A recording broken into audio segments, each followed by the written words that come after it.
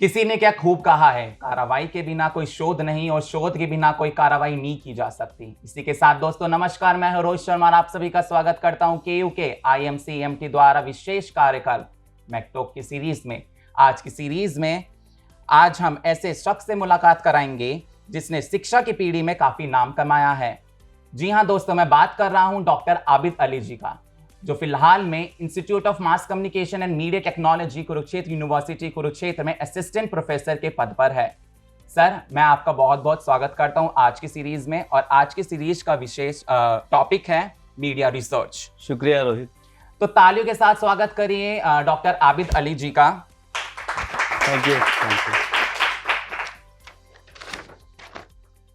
अगर आपके educational background की बात की जाए तो आपने PhD की हुई है मास कम्युनिकेशन में कुरुक्षेत्र यूनिवर्सिटी से, और अगर मैं आपके वर्क एक्सपीरियंस की बात करूं तो आप एक एकेडमिशियन हैं, मीडिया काउंसलर भी है, राइटर भी है, मोटिवेशनल स्पीकर भी है और थिएटर एक्टिविस्ट भी है। यही नहीं, जर्नलिस्ट, एंकर, इन सब मतलब कि इन सब का आपने काम भी किया हुआ है।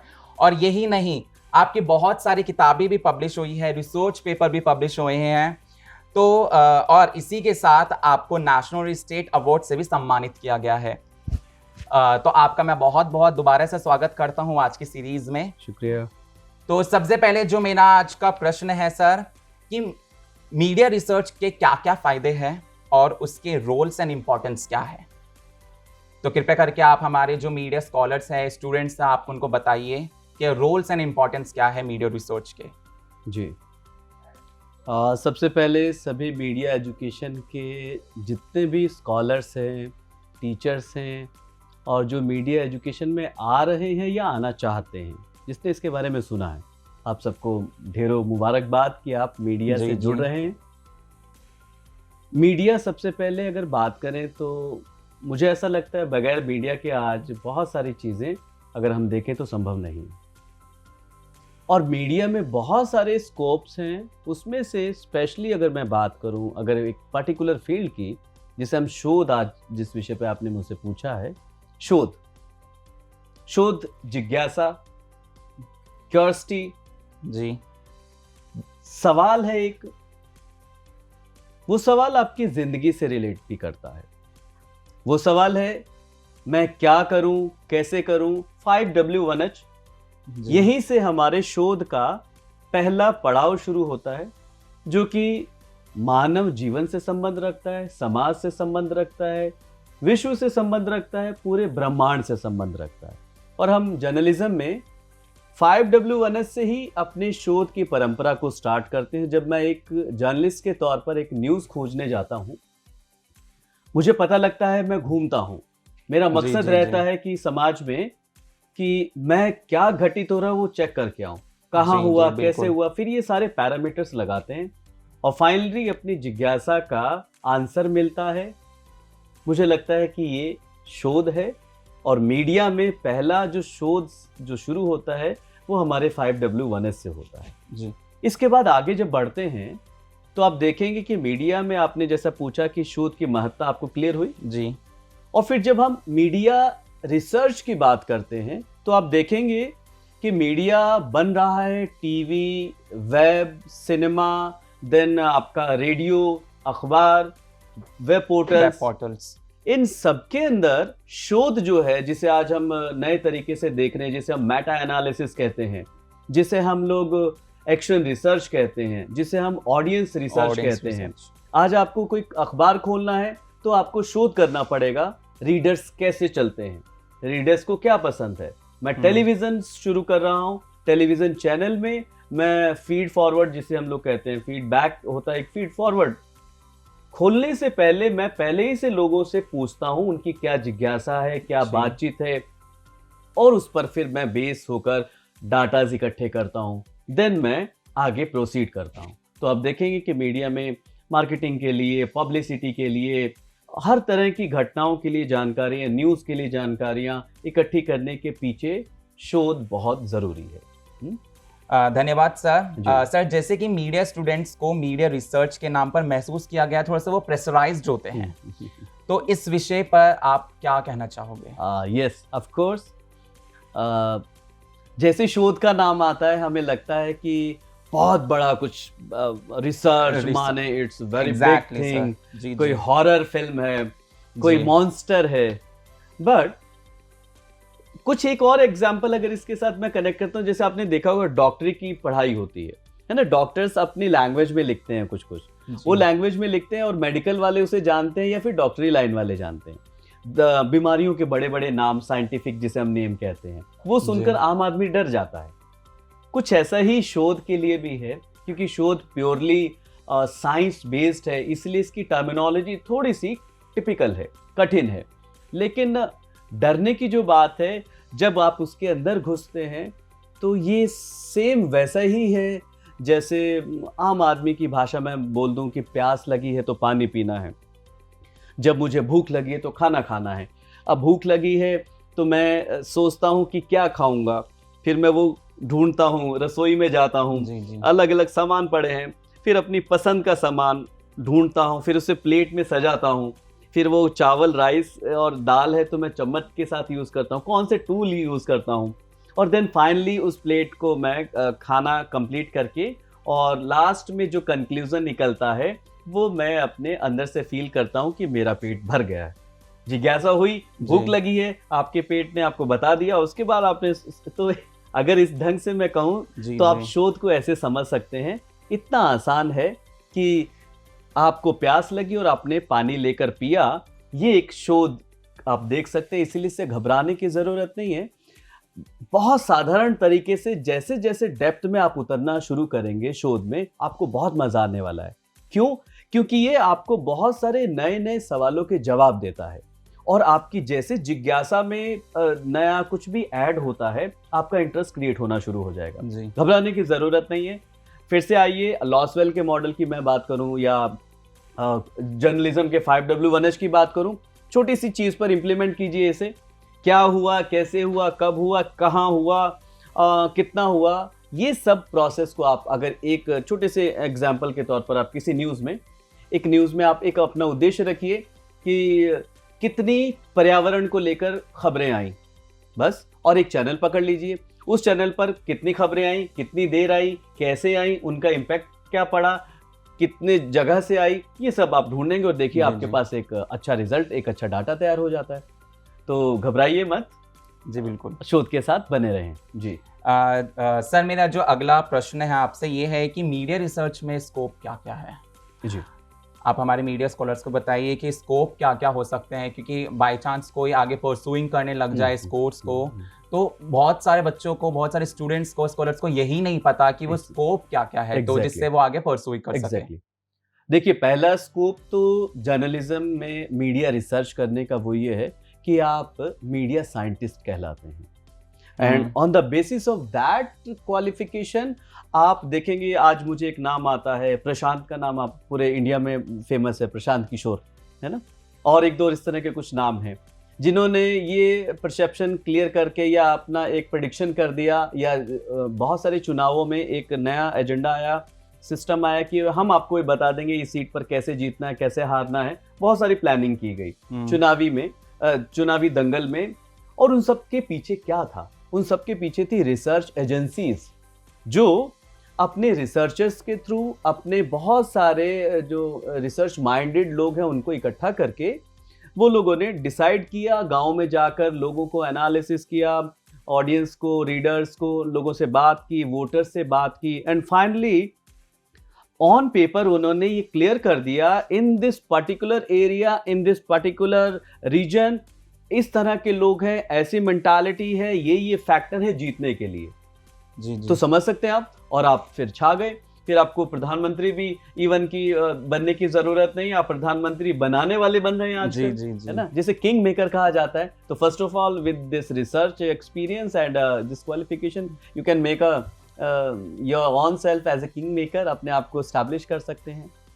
फिर बात करें न्यू मीडिया की, नया जमाना है, नए जमाने में आप देखेंगे एवरीथिंग इज बेस्ड ऑन आपका जो ये रिसर्च है, मेटा एनालिसिस जिसे हम कह रहे हैं, डाटा एनालिसिस जिसे हम कह रहे हैं, डाटा माइनिंग जिसे हम कह रहे हैं। कंप्यूटर पर आप जाइए, आपने फोन पर कुछ चीज सर्च की, विद इन सेकेंड्स आप देखेंगे आपकी सोशल मीडिया पर वो सारी चीजें आने लगी। आप हैरान है व्हाट इज हैपनिंग। तो पता क्या लगा, आपने अपना वाईफाई ऑन किया हुआ है, एंड बिकॉज ऑफ दैट आपका डाटा शेयर हो रहा है। आप कहाँ क्या करें, किससे कॉल करें, किससे बात करें, क्योंकि आपने वाईफाई भी ऑन किया हुआ, मोबाइल डाटा भी ऑन किया हुआ, एंड बहुत सारी एप्स को आपने परमिशन दी हुई है और वो आपकी बहुत सारी चीजों को एक्सेस कर सकते हैं जी। On the basis of meta analysis and this data mining, पूरा साइंटिफिक जो डिजिटल हमारा, जिसे हम आर्टिफिशियल इंटेलिजेंस भी कहते हैं, है ना, पूरा सिस्टम लगा हुआ, कंप्यूटराइज, डिजिटलाइज, और वो आपका पूरा डाटा प्लान करके देखता है कि रोहित जी के इंटरेस्ट की कौन सी चीजें हैं, एंड फाइनली आपकी एक लिस्ट दे देगा कि रोहित जी ब्रेड खाना पसंद करते हैं, रोहित जी वाइट ड्रेसेस ज्यादा पसंद करते हैं, रोहित जी के साथ। तो ये अगेन रिसर्च का, और इसके ऊपर सारा क्या बेस्ड है, आप देखेंगे इकोनॉमी इस पर बेस्ड है, मार्केटिंग की बात करें पूरा इंडस्ट्री इस पर बेस्ड है। आज 20 साल पहले तक मुझे ऐसा लगता है कि हमारे पास शेयर मार्केट का कुछ ऑप्शन नहीं था। आज बिकॉज ऑफ दिस रिसर्च आप बहुत सारे शेयर गुरुज को देखेंगे कि वो आपको टिप्स दे रहे हैं कौन सा रिसर्च करना है, कौन सा, on the basis of that research. और फिर इसके बाद आप आगे बढ़े तो एकेडमिक ग्रोथ है। स्कोप में आप देखें कि आप एजुकेशनल एकेडमिया जब रिसर्चर बनते हैं, इस वक्त मैं देखूं तो सिर्फ जो आपका एमए एजुकेशन है उसमें जो रिसर्च है वो लोग नर्सरी के बच्चों पर रिसर्च करते हैं, टेस्ट बनाते हैं कि एक बच्चे की ग्रोथ कैसे होगी, वो कौन से वर्ड्स लर्न करना चाहता है, उसका तरीका क्या होगा, और टीचर उसे टीच करेगा तो किस प्रोसेस से टीच करे, उसके लिए किस तरह की बुक्स होनी चाहिए, उनमें कैसे पिक्चर्स होने चाहिए, कैसा कंटेंट होना चाहिए। फिर हम हायर एजुकेशन में आते हैं तो आप देखते हैं कि फिर बहुत सारी चीजें कम नजर आती हैं मुझे, लेकिन स्कूल लेवल पर रिसर्च की जरूरत है। आगे भी हम इस पर काम कर सकते हैं, तो एकेडमिक रूप से भी आप इसमें देखिए अपने आप को एस्टैब्लिश कर सकते हैं। बुक्स लिखनी है, बहुत सारे रिसर्च जर्नल्स में आप एज ए रिसर्च एस्टैब्लिश हो सकते हैं। आपका रिसर्च पेपर है, पॉलिसी मेकिंग है, गवर्नमेंट को चलाने के लिए गुड गवर्नेंस की बात करें तो उसमें रिसर्च के बेस पर ही आपको मीडिया सलाहकार या आपको सलाहकार के तौर पर रखा जाता है। बहुत सारी पॉलिसी में आपको रखा जाता है कि आप on the basis of that research qualification, आपके अंदर क्वालिटी है, क्वालिफिकेशन है, तो आप उनको हेल्प करते हैं, है ना। जी जी। और भी बहुत सारे आप खुद को ही अपने आप को, जब आप रिसर्चर हो जाते हैं तो आप हर चीज को, एक एक चीज को चेक करते हैं। आप किसी भी चीज को जिंदगी में, मैं कहूँ कि अगर रिसर्च में आप अच्छा कर देते हैं तो आप कभी मार नहीं खाएंगे। ओवरऑल तो ये रिजल्ट निकलता है अगर आप रिसर्च की दुनिया में आते हैं। बहुत मजा आता है डाटा, आंकड़े, कंक्लूजन देना। और एक तरह के रोहित, मुझे याद आता है कि अपने जो भारतीय समाज में हम जिसे मेंटलिस्ट कहते हैं, मेंटलिस्ट माने जो अपने माइंड को रीड कर लेता है ना। फिर अपना ये जो पाम रीडर, पामिस्ट हैं, उसके बाद स्टोनोलॉजिस्ट हैं, फेस रीडर है, बहुत सारी इस तरह की कुछ चीजें हैं। ये सारी टेक्निक, ज्योतिष वाले, ये सारा खेल रिसर्च का है ना। तो बहुत सब इस पर बेस्ड है, ये रिसर्च के स्कोप है और मैं गिनवाता रहूंगा, खत्म नहीं होंगे। Yes sir. तो सर इसी के साथ जैसे कि टीवी की ऑडियंस होते हैं, व्यूअर होते हैं, रेडियो के लिसनर्स होते हैं, न्यूज़पेपर के आप रीडर्स कह सकते हैं, तो जो मीडिया है इनके मीन्स ऑडियंस एनालिसिस कैसे होते हैं, मीन्स एक तरह से देखी जाए तो। जी, अलग अलग मीडिया, जिसमें प्रिंट है, जिसमें इलेक्ट्रॉनिक मीडिया है, जिसमें वेब मीडिया है, इन सब के लिए एक अलग तरह की मार्केटिंग है जी। और उसके लिए हमारे पास क्या है, प्रिंट मीडिया में अगर मैं बात करूं, अखबार, मैगजीन, तो अखबार मैगजीन है किसके लिए, हमारे रीडर्स के लिए। तो मोस्टली जो मीडिया की रिसर्च है, अगर मैं बात करूं, उसमें रीडर्स एनालिसिस होता है, जैसे ABC ऑडिट ब्यूरो सर्कुलेशन है जी। वहां पर आप जाकर देख सकते हैं कि भारत में कितने अखबार हैं, कितना सर्कुलेशन है, और ये सब चीजें फिर कनेक्ट करती हैं मार्केटिंग से, है ना। जितना ज्यादा आपका सर्कुलेशन होता है अखबार का, उसके बेस पर अपने क्लाइंट को आप कहते हैं कि अगर आप कोई इन्फॉर्मेशन लोगों तक, मासेस तक पहुंचाना चाहते हैं तो मेरे पास 50 लाख लोगों का सर्कुलेशन है। 50 लाख लोगों तक अपनी बात पहुंचाने के लिए आप क्या करेंगे, उसमें ऐड दे सकते हैं, है ना। इसी तरह से टीवी की बात करें तो टीवी में ऑडियंस है या लिसन, आपके व्यूअर्स हैं, तो एक चैनल को कितना देखा जा रहा है, ऑडियंस कौन सी उस पर पसंद कर रही है। इससे क्या होगा, इससे हम जो टैम कंपनी है एक ना, जो टेलीविजन TRP करते हैं, on the basis of TRP technique हम लोग रेटिंग करते हैं या टेलीविजन ऑडियंस मेजरमेंट में। फिर उसके बेस पर हम क्या करते हैं कि हम क्लाइंट को या दूसरे जो कंपनीज हैं उनको कहते हैं कि हमारी टीआरपी इतनी है। On the basis of that TRP फिर चैनल आपसे डिमांड करता है कि अगर आप किसी प्रोडक्ट का कोई एडवर्टीजमेंट हमें देना चाहते हैं तो इस पर दीजिए, ज्यादा से ज्यादा लोगों तक पहुंच मिलेगी। इसी बात की होड़ है। ऐसी ऑडियंस मेजरमेंट अगर मैं बात करूं तो एम्प है रेडियो के लिए, लिसनर्स, उसमें रिसर्च भी होती है, लिसनर्स सर्वेस होते हैं, लिसनर्स के बहुत सारे और भी उनके फीडबैक, फीड फॉरवर्ड और उनका इफेक्ट चेक करते हैं। और ये सब मिलके लास्ट में एक तो क्वालिटी को इन्हांस करता है, कंटेंट जनरेशन में काम आते हैं, और इकोनॉमी या फाइनेंशियली जो आप देखें उन सब मैनेजमेंट के लिए इनका इस्तेमाल होता है। जी बिल्कुल, धन्यवाद sir. Basic of media research की क्या प्रोसेस है आप बताइए, क्योंकि जो स्कॉलर्स होते हैं या फिर जो पीएचडी परसुइंग करते हैं या फिर बेसिक रिसर्च जो करते हैं, बेसिकली उनको एक प्रोसेस नहीं पता है, वो एक मतलब कि एक प्रोसेस नहीं चलते, कि स्टेप से नहीं चलते हैं। तो आप प्लीज कष्ट कीजिए कि प्रोसेस क्या है इसका। जी जैसे कि मैं पहले भी बता चुका हूँ, शोध माने जिज्ञासा। जब आपको जिज्ञासा हुई, मुझे जिज्ञासा हुई कुरुक्षेत्र देखने की। क्यों हुई? क्योंकि मैंने एक न्यूज़पेपर में कहीं सुना था कुरुक्षेत्र में गीता जयंती महोत्सव होता है जी। अब वो जिज्ञासा मेरे अंदर हुई, और उस जिज्ञासा को शांत करने के लिए मेरे अंदर एक प्रोसेस चला कि मुझे कुरुक्षेत्र जाना है जी। अब कुरुक्षेत्र जाने के लिए फिर मैंने रिव्यू किया, वेबसाइट्स के थ्रू, दोस्तों के through. This is called review. तो मैं किसी से वर्ड से बात करा, किसी से फोन से बात कर, कहीं लिखा हुआ देखकर फाइनली मैंने एक रोड मैप तैयार किया कि बाय एयर, बाय ट्रेन और बाय व्हीकल मैं ऐसे जाऊंगा। आ गया। यहाँ आने के बाद फिर मैंने सर्च किया कहाँ कहाँ घूमना है, कैसे कैसे घूमना है, 3 व्हीलर से जाना है, रिक्शा से जाना है, क्या उस वक्त खाना है, कैसे रहना है, मंदिर में जाकर हमें किस तरह से अपनी प्रेयर करनी है। ये सारी चीजें जिज्ञासा को लास्ट में मैंने कुरुक्षेत्र के दर्शन किए और मेरी जिज्ञासा शांत हो गई जी। तो हर जिज्ञासा को शांत करने के लिए जो भी प्रोसेस इस्तेमाल होता है वो आप पर डिपेंड करता है। हार्ड एंड फास्ट कोई रूल नहीं है। आप अपनी जिज्ञासा को शुद्ध तरीके से शांत करने के लिए जिस प्रोसेस का इस्तेमाल करें वो शोध प्रक्रिया होती है। ओके। लेकिन जब मीडिया या जब हम साइंटिफिक तरीकों की बात करते हैं तो हमारे बहुत सारे रिसर्च स्कॉलर्स ने एक बेसिक मीडिया का एक प्रोसेस बनाया जिसमें आप सबसे पहले टाइटल, जो आपका प्रॉब्लम है, जिज्ञासा है, आपकी क्यूरियोसिटी को आप फ्रेम करते हैं। फिर उस क्यूरियोसिटी के लिए किस किस तरह के सवाल आपके मन में हैं उन सवालों को फ्रेम करते हैं। जी सर। फिर उनके सॉल्यूशन के लिए हम लोग किस तरह का प्रोसेस यूज करते हैं जिसे हम रिसर्च डिजाइन कहते हैं। उस रिसर्च डिजाइन को प्रोसेस करते हैं, फिर उन टूल्स का इस्तेमाल करते हैं जिसे हम मीडिया रिसर्च टेक्निक्स या मीडिया रिसर्च मेथडोलॉजी कहते हैं।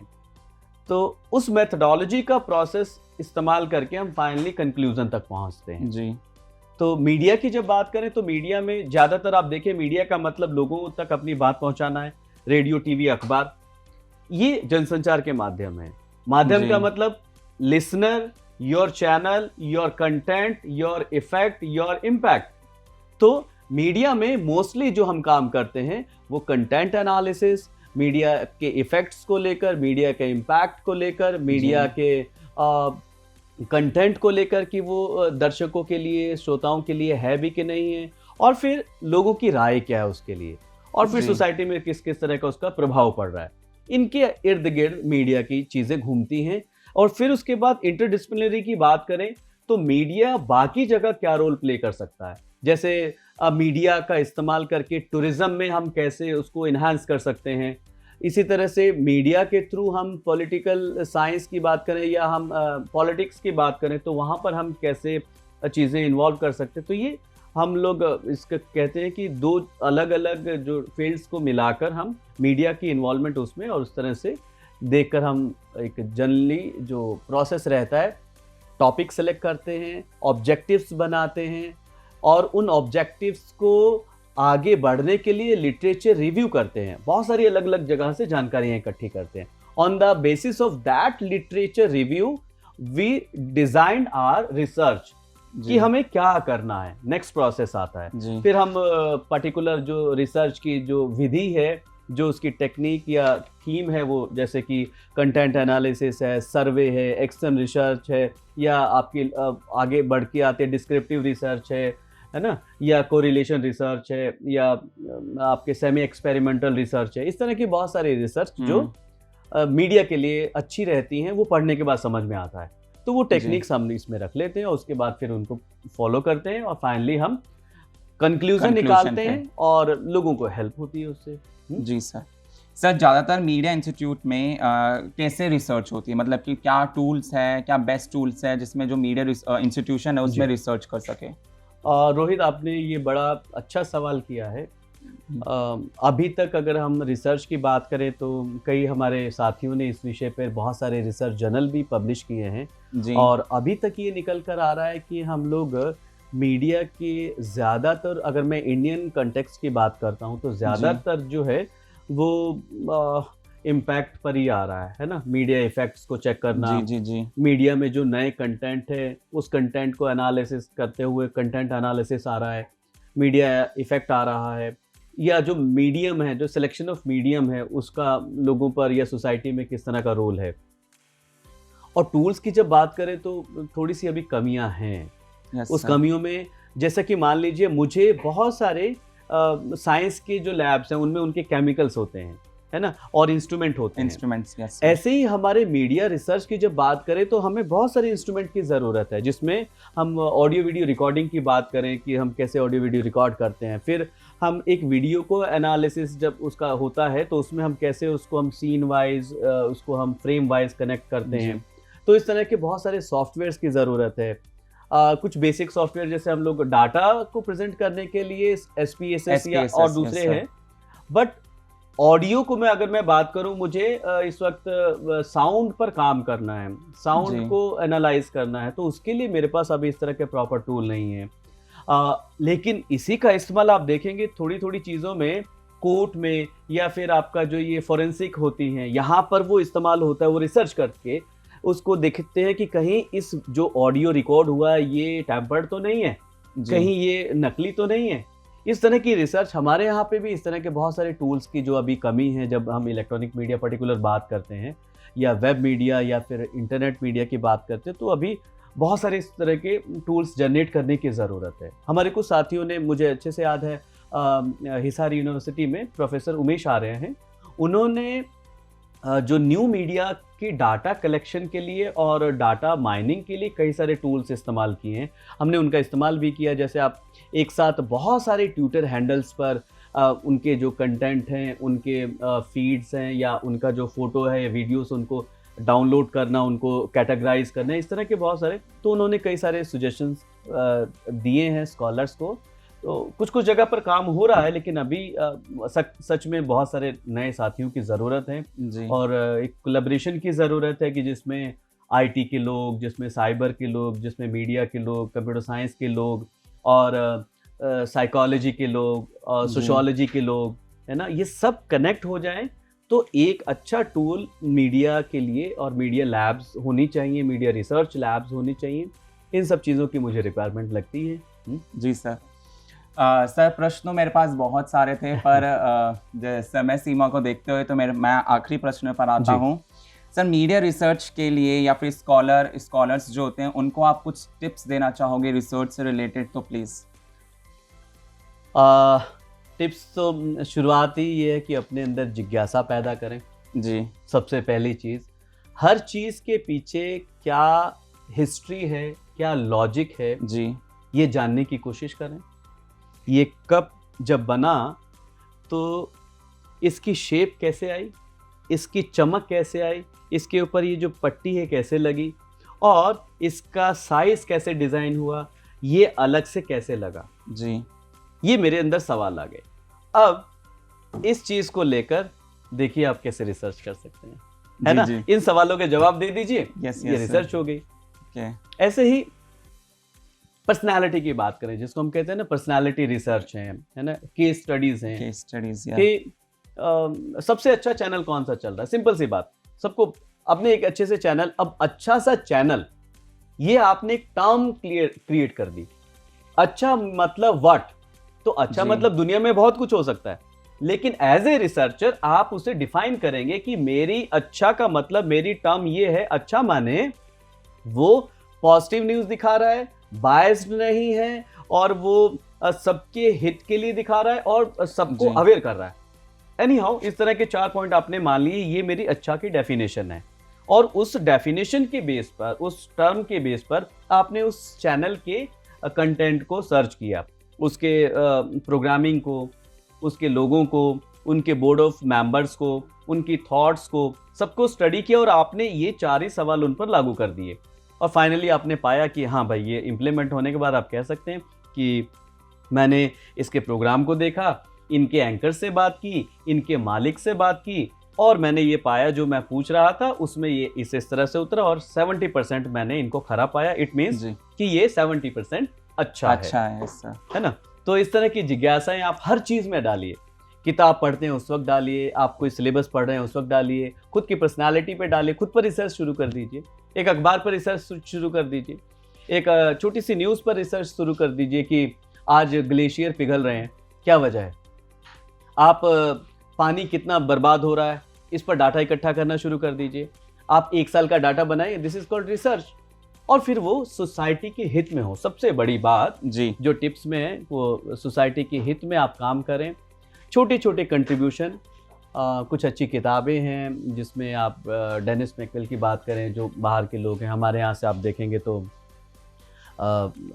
नॉर्थ एरिया में अगर मैं हिंदी की बात करूँ तो उसमें प्रोफेसर मनोज दयाल के लिखे हुए किताब हैं, प्रोफेसर वीर बाला अग्रवाल का पुराने जो हमारे एक बेसिक जो चीज़ें थी उसमें, फिर डॉक्टर संजीव भानावत हैं, रिटायर्ड हैं, है ना, आपकी किताबें हैं। और भी हमारे नए साथी भी, प्रोफेसर सुरभि दहिया ने इस पर कुछ काम किया है आईएमसी में, और ऐसे ही आसपास के और बहुत सारे इलाकों में हमारे साथियों ने मीडिया शोध पर काम किया है और उसके बारे में कुछ कुछ बातें रखी हैं। जर्नल्स हैं बहुत सारे जिसमें मीडिया विमर्श एक जर्नल है, या फिर आप और भी देखें तो कई नए जो जर्नल है, मीडिया वॉच है, ये कम्युनिकेशन टुडे है, ये रिसर्च जर्नल्स हैं।